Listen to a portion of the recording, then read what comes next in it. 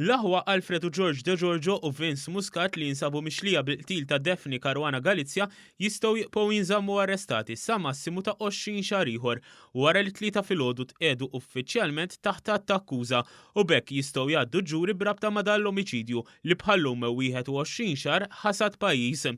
Dan għax permezz tal-att tal-akkuża jerġa' jiskatta perjodu massimu ta' 20 xahar li matulu il-qorti tista' tibqa' tiċħad il-ħelsien mill-arrest tal-imputati.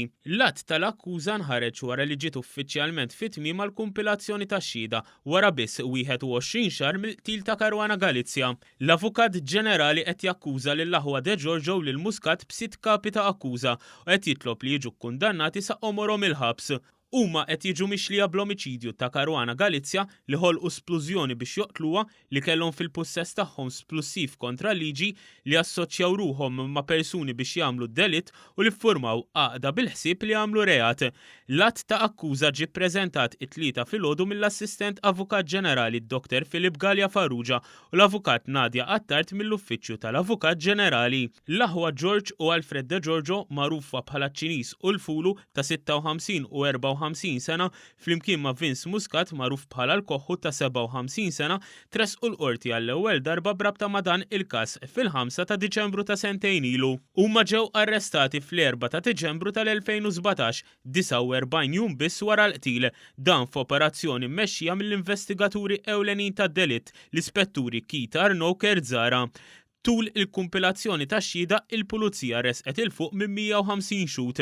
Xhieda ewlenija fil-każ kienet tal-Ispettur Arnaud li kien irrakkonta b'dettall kbir kif seħħ l-omiċidju u kif il-Pulizija bil-għajnuna ta' forzi barranin waslet għat-tliet akkużati. Waqt il-kors tal-kumpilazzjoni kien ħareġ li l-bomba tpoġġiet taħt is-sit tax-xufier lejlet l-omiċidju u ġiet attivata b'SMS minn fuq jott taħt is-swar fil-Port il-Kbir. Intqal kif l-aħħar li saq il-karozza tal-vittma kien bina Matthew li kien ħalla l-karozza pparkjata fit-triq biswit id-dar tagħha fil-Bidnija. Kien biss wara 3 ijiem il-bidu tal-kumpilazzjoni tax-xhieda li l-Maġistrat Claire Staffrad Żamid kienet sabet biżżejjed provi biex l-akkużati jitqiegħdu taħt qatt ta' akkuża u għalhekk setet tkompli l-kumpilazzjoni kontrihom. Wara li ċaħdet it-talba l-ħelsien mill-arrest ta' Vince Muscat, il-qorti qatt trid tiddeċiedi jekk l-aħwa De Giorgio għandhom x'jingħataw il-ħelsien mill-arrest. Intant b'reazzjoni il-Gvern qal li din hija prova oħra tal-impenn u tħaddim tajjeb tal-istituzzjonijiet Maltin.